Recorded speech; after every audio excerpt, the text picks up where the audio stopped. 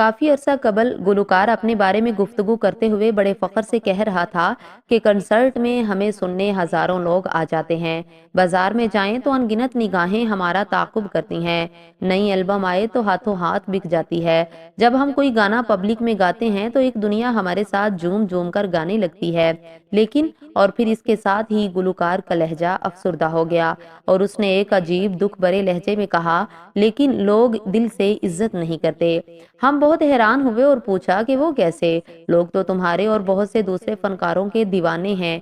एक समझदार फनकार है और बहुत से दूसरे शोबज लोगों के बरक्स अक्लमंद और हकीकत पसंद भी।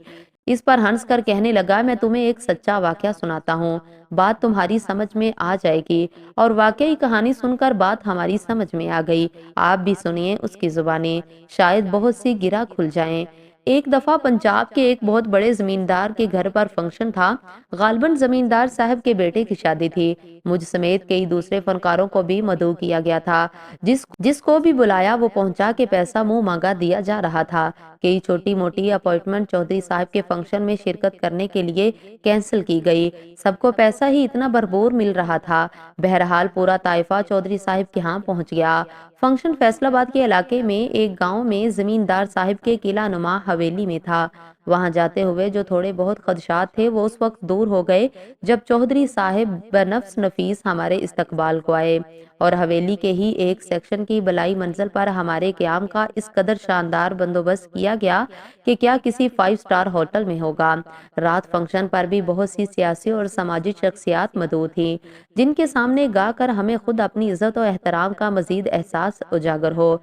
जमींदार साहब के कारिंदों ने भी हमारी आहो भगत में कोई कसर न रखी।